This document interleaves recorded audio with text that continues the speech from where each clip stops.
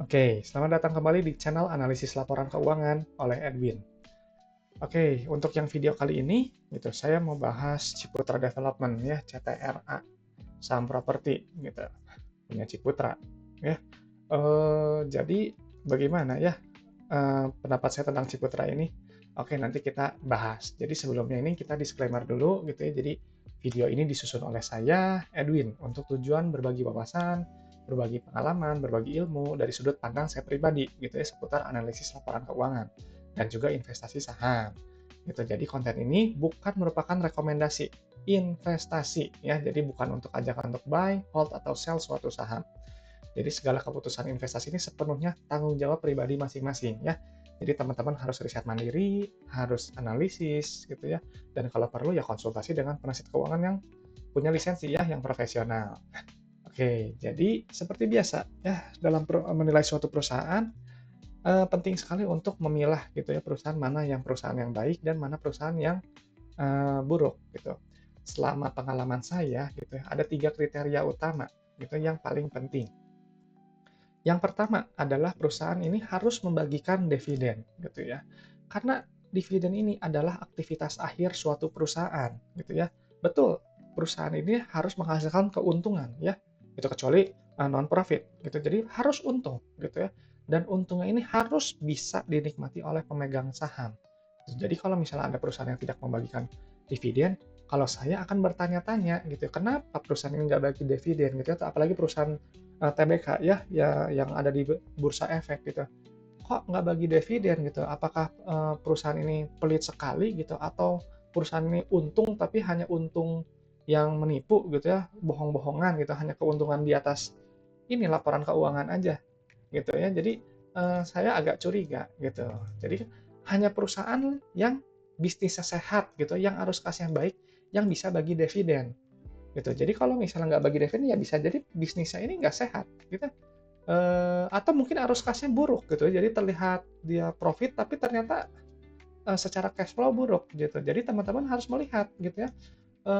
Tadi bisnisnya harus sehat gitu ya, baik secara profitabilitas dan juga arus kas, sehingga nanti bisa bagi dividen gitu. Dan teman-teman pasti ketika membeli suatu perusahaan harus membeli di bawah nilai wajar, harus ya under value. Kalau teman-teman menggunakan pendekatan value investing seperti saya gitu ya. Jadi memang betul saya menggunakan konsep value investing ya gitu. Jadi pastikan teman-teman sebelum teman-teman membeli saham, pastikan menggunakan akal sehat Anda ya. Use your common sense gitu ya. Jadi sebelum membeli sudah dianalisis lebih dulu gitu ya, sudah dihitung dulu lah value-nya, sudah dihitung dulu kapan entry-nya, sudah dihitung dulu kapan keluarnya gitu ya, supaya Anda ini dapat meminimalisir kerugian gitu. Ya, jadi sekilas tentang value investing gitu ya. Ya kita intinya membeli pada saat harga sahamnya itu di bawah nilai intrinsik gitu ya. Kalau saya menggunakan PBV sama dengan 1 gitu ya, rasio price to book value. Jadi ketika misalnya PBV-nya 0,6 atau 0,5 atau 0,4 misalkan, barulah beli di situ gitu. Jadi Anda punya margin of safety yang cukup tebal gitu ya. Lalu seiring berjalannya waktu, tuh ada waktu ya, nanti harga-harga itu akan mendekati lagi nilai wajarnya gitu. Nah, dari situlah baru take profit, baru exit gitu. Nah, jadi kalau misalnya memang perusahaan itu ternyata sangat bagus gitu di mata Anda, nggak apa-apa kok Anda hold gitu ya, nggak salah, nggak harus take profit gitu. Yang penting Anda tahu kapan Anda keluar, kapan Anda harus hold gitu.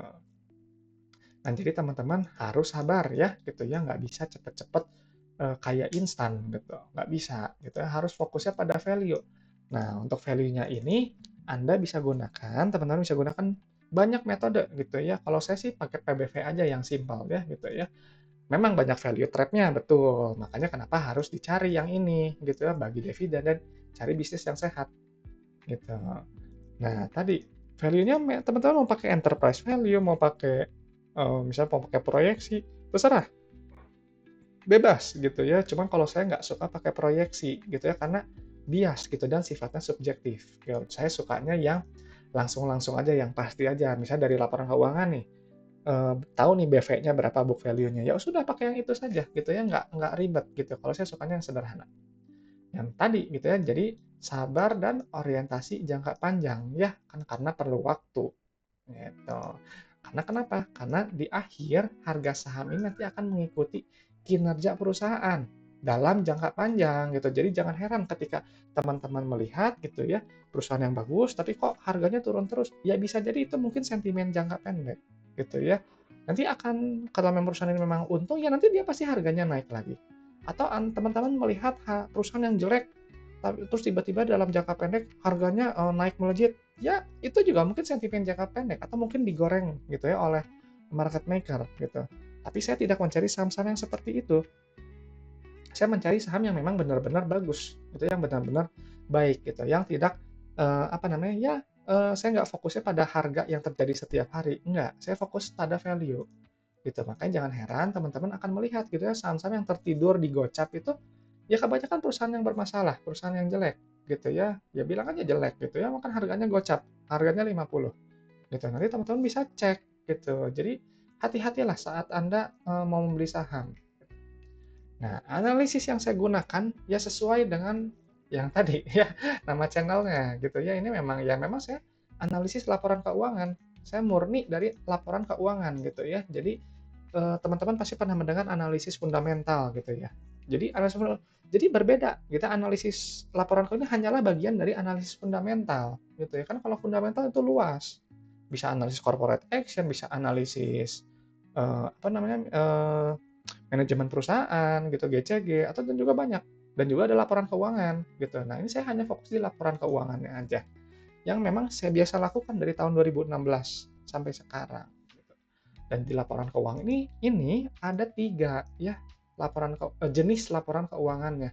Dan Anda teman-teman ya belajar dari sini aja gitu ya.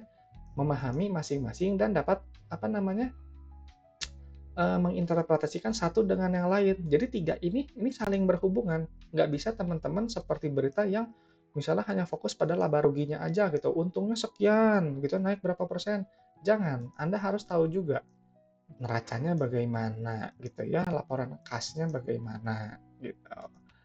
Nah, jadi sebelum saya analisis lebih lanjut, pasti saya screening dulu nih. Misal kayak CTRA nih, Ciputra ini pasti saya screening dulu gitu ya. Jadi video ini memang lebihnya ke analisis laporan keuangan ini ya ke screeningnya gitu ya, karena ini sudah hampir mencakup buat saya semuanya gitu. Apa saja dividen ya, saldo laba, PBV ini saya bold nih ya karena memang ini nilai yang value yang saya gunakan.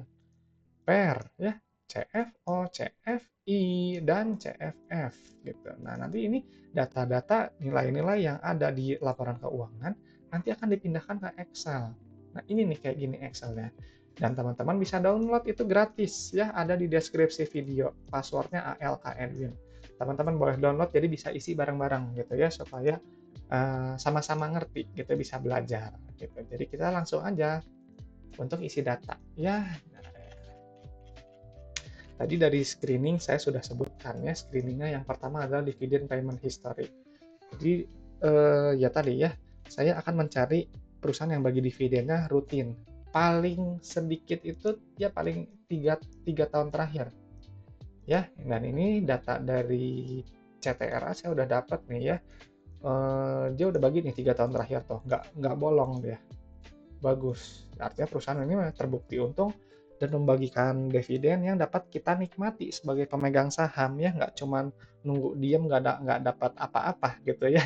Apalagi kalau misalnya harganya nggak kemana-mana terus nggak dapat dividen, wah lama sekali nunggunya rasanya gitu ya.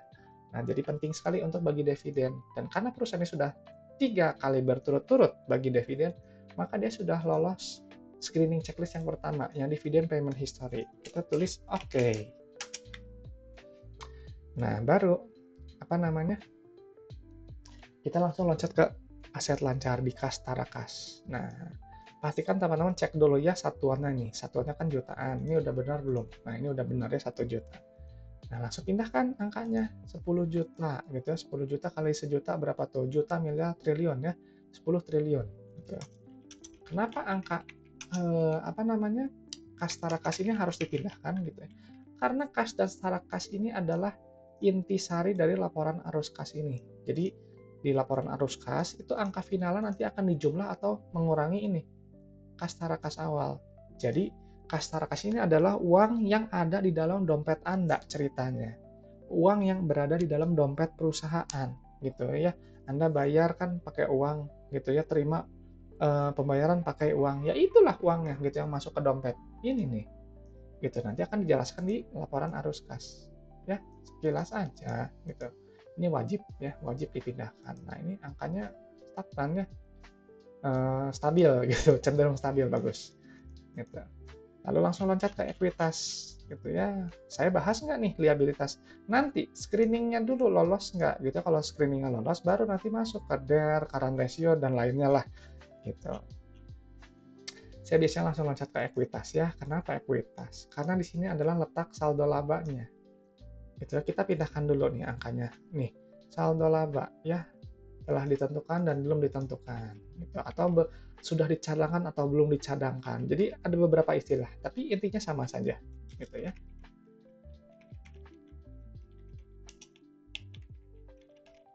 Nah, ini sudah keluar deh saldo labanya. Jadi di sini kan di kuartal 2 gitu ya 2025 ada 14 triliun nih. Artinya apa sih saldo laba itu? Saldo laba itu adalah total akumulasi keuntungan yang telah dihasilkan perusahaan. Gitu ya. Di luar dividen yang dibagikan sejak perusahaan ini pertama kali berdiri. Jadi kalau misalnya Ciputra ini berdirinya misalnya tahun berapa nih? Kita lihat dulu ya.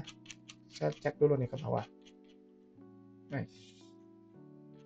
Nah, kita lihat. Nah, nih 19 berapa nih? 81 lah. Katakan 1981. Jadi sejak 1981 sampai 2025 kuartal 2 ya berapa tahun tuh? 44 ya. 44 tahun ya. Sudah menghasilkan keuntungan berapa? 14,4 triliun. Gitu ya, bagus sekali gitu. Terbukti untung, makanya dia bisa bagi dividen. Kalau perusahaan ini nggak punya saldo laba alias defisit, perusahaan itu nggak akan bisa bagi dividen. Gitu ya, dan perusahaan itu ya rugi melulu, menumpuk, semakin lama semakin besar akumulasi kerugiannya. Jadi harus hati-hati teman-teman, jangan ya kalau saya sih, menghindari ya perusahaan yang defisit gitu, artinya perusahaan itu yang nggak terbukti untung, nggak terbukti profitable, yang ada malah memperkaya tadi direksinya atau komisarisnya. Apalagi kalau memang menjabat, owner-nya itu pemegang pengendalian menjabat sebagai direksi atau komisaris, kan udah nggak terlalu pusingin sama harga, sama dividen. Karena udah dapat dari gaji. Sedangkan teman-teman kan nggak digaji. Teman-teman dapat dari mana? Ya nggak, kalau nggak capital gain ya dividen. Gitu. Makanya kenapa saya sebut dividen itu penting, ya karena dividen ini keuntungan yang bisa Anda nikmati sebagai pemegang saham. Gitu. Kalau direksi komisaris kan udah dapat gaji ya, gitu enak gitu. Mau harga turun, mau dikelolanya buruk juga selama masih dapat gaji ya udah sih, nggak usah pusing gitu ya. Nah, tapi kan Anda pemegang saham gitu, jadi harus hati-hati gitu, harus hati-hatilah dalam memilih perusahaan. Baru langsung masuk ke sini, owner's equity ya, ini nih, ekuitas yang diatribusikan kepada pemilik entitas hidup, ini nilainya. Langsung pindahkan.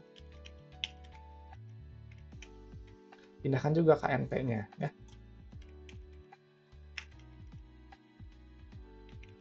Nah, ini sudah nih, keluar nih. Nah, ini oke ya, tadi saldo labanya sudah positif, PBV-nya ini kurang dari 1 nih, PBV 0,81. Kalau misalnya teman-teman beli di PBV 0,81, maka potensi profitnya ini 23,45%, atau margin of safety-nya 8, ya mendekat hampir 19%. Gitu. Jadi beli sekarang misalnya gitu, ya take profit di PBV 1, ya udah untung udah 20%. Gitu ya. Modal 1 miliar Anda beli masuk, untungnya 20% ya udah untung 200 juta. Gitu. Simple. Saya simple gitu ya. Jadi nggak cari yang multi bagger, nggak cari yang untungnya ribuan persen, ratusan persen, enggak gitu. Jadi yang masuk akal aja, yang wajar-wajar saja, yang biasa saya lakukan seperti ini. Gitu. Cuman tentu ya jangka panjang gitu. Ya paling cepat mungkin 1 kuartal lah gitu ya. Jadi cek kuartalnya gitu. Kalau memang ada perbaikan performa ya nanti harga akan bereaksi kok. Gitu ya, tenang aja gitu. Gitu. Jadi makanya pastikan teman-teman berinvestasi itu yang menggunakan uang dingin. Oke, jadi ini udah dapat ya gitu ya. Tuh ini perusahaan. Ini sudah balik modal nih ya. Saldo terhadap ekuitasnya nih rasionya sudah 50, di atas 50%. Gitu. Jadi kalau misalnya 50%, misalnya teman-teman modal 1 miliar gitu ya. saldo labanya 1 miliar, artinya ya modal 1 miliar sudah masuk keuntungan 1 miliar, sudah balik modal gitu. Jadi cari yang 50%. Kita minimal 50% nih, rasio saldo laba terhadap ekuitas. Ini bagus. Kalau di bawah itu ya masih berkembang, masih harus cari untung dulu. Gitu ya. Oke, sekarang masuk ke laba rugi. Nah, ini laba ruginya nih. Laba rugi ini yang terpenting tiga ini ya, pendapatan, laba bruto, laba bersih. Nah, ini pendapatan itu nilai yang paling atas ya. Istilahnya bisa net sales, sales revenue, total sales, apapun itulah sama aja, yang penting paling atas. Gitu ya. Ini adalah apa namanya? Total gitu, total hasil dari penjualan barang atau jasa kepada customer. Nah, ini nih sudah keluar ya. Angkanya sekian dan langsung pindahkan nih. Ini kan ada kenaikan nih. Berarti bagus ya, berarti banyak customer yang membeli barang atau jasa dari perusahaan ini gitu ya. Revenue-nya naik ya pertanda bagus dong gitu. Masa Anda jual makin lama nggak laku gitu ya, sedikit gitu. Nah, jadi bisa hitung nih laba brutonya. Jadi nanti penjualan ini nanti akan dikurangi oleh COGS ya, atau harga modalnya. Nah, ini lihat nih ya, laba kotornya turun sedikit ya, minor sekali, nggak masalah gitu. Tapi ini laba brutonya naik ya, bagus juga nih gitu. Jadi laba bruto ini semakin besar ya semakin bagus gitu, karena kan nanti laba bruto ini akan dikurangi nih ya tuh beban gitu ya, ada beban keuangan, bayar pajak. Nah, makanya semakin tinggi gross profit margin ya, maka kan semakin besar ruang untuk net profit margin. Carilah yang GPM-nya tinggi gitu ya, dan juga ya angkanya juga yang sama-sama tinggi juga ya gitu. Ini cukup bagus kok ya gitu ya, hampir 50% gitu. Jadi biasanya memang idealnya ya suatu perusahaan itu kalau dikatakan bagus GPM itu minimal 50%, tapi kan jarang sekali ya gitu ya. Jadi ambil aja lah rata-ratanya berdasarkan sektornya gitu. Kalau saya sih ya misalnya perusahaan ini 47, ini udah bagus, ini dekat 50%, ya sudah, ini perusahaan bagus gitu ya.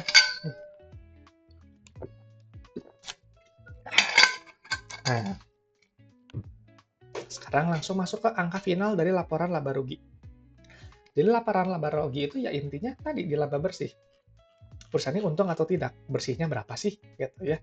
Nah, sama kayak teman-teman juga kalau buka usaha kan pasti untungnya berapa gitu. Nah, inilah pakai yang mana? Angkanya ini yang saya pindahkan tuh angka yang ini. Laba periode berjalan yang diatribusikan kepada pemilik entitas induk. Nah, pakai angka yang ini. Nanti akan keluar rasio valuasi berdasarkan PER. Nah, ini 7,43 ya. Memenuhi syarat nih di bawah 15 dan di bawah 10 juga ya. Ini perusahaan bagus nih. Ini sudah cukup murah menurut saya ya. Menurut saya ini perusahaan yang cukup bagus. Gitu ya, cukup menarik juga karena apa ya? Ini PBV-nya ini udah potensi profit 23%. Gitu. PER juga bagus nih ya, 7,43 gitu. Nah, ini kita cuman mungkin kalau lebih rendah lagi lebih bagus ya gitu. Nah, jadi kita lihat dulu nih, kita validasi dulu laba ruginya di mana? Di laporan arus kas. Ya, kita validasi. Gimana caranya? Maksudnya validasi gimana, Pak? Jadi kan ada laporan laba rugi itu pencatatannya itu secara akrual, ya gitu. Apalagi kalau properti gitu ya. Jadi misalnya jual rumah 1 triliun, 1 triliun kalau pasang, jual jual rumah 1 miliar ya. Anda jual nih harga 1 miliar. Customer itu kan pasti DP dulu ya, kebanyakan DP kan, kita nggak bayar hard cash langsung di depan.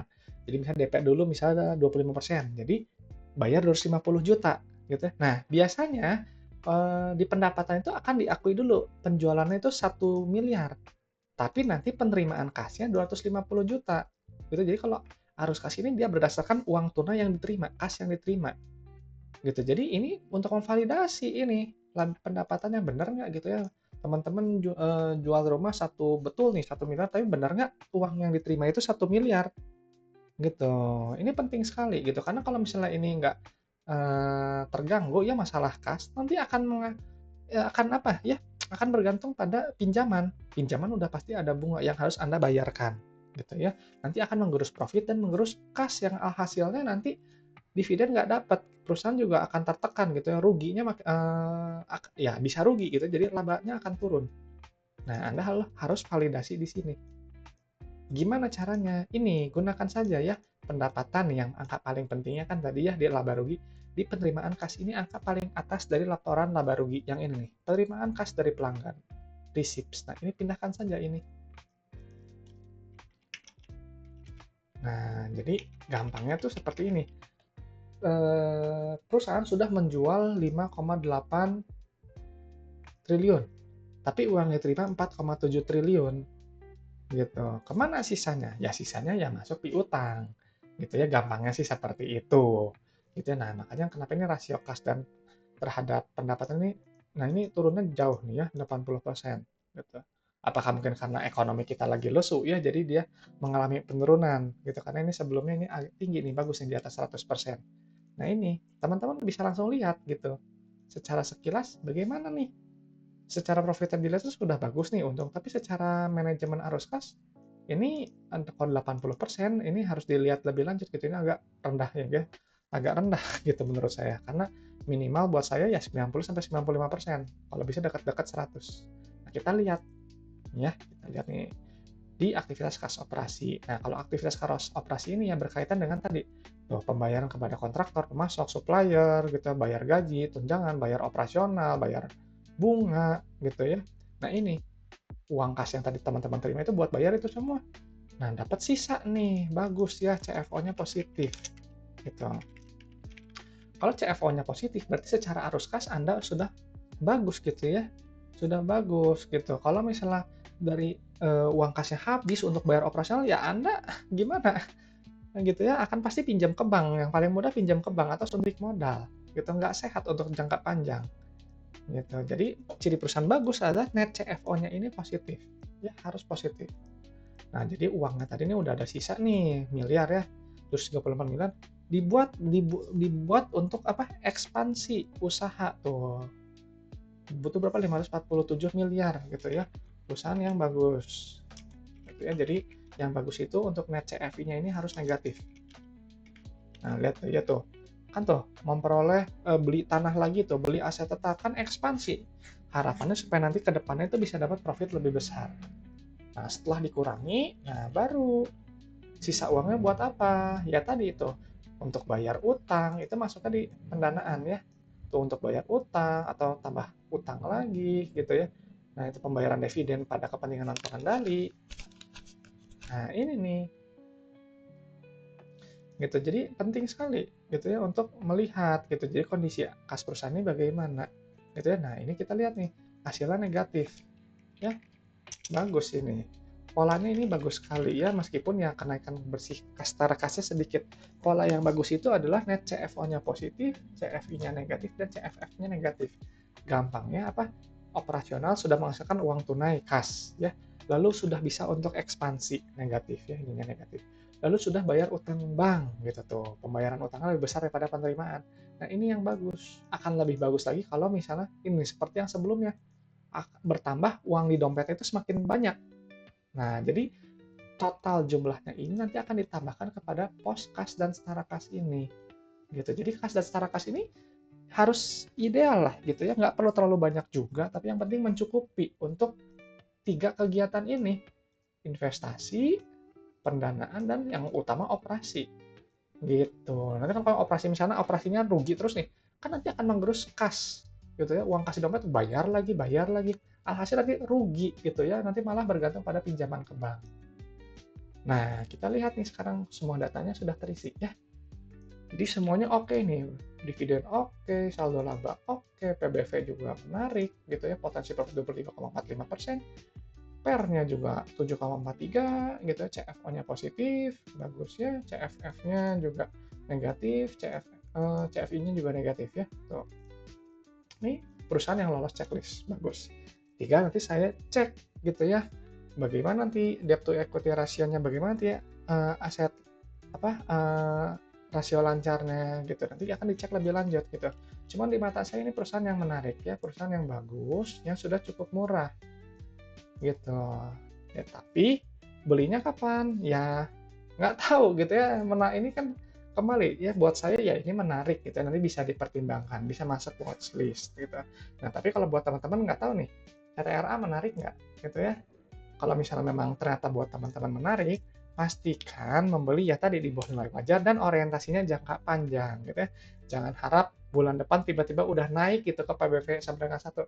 Enggak gitu. Jadi mungkin perlu waktu lah, katakanlah setahun 2 tahun gitu ya. Di ya gitu ya.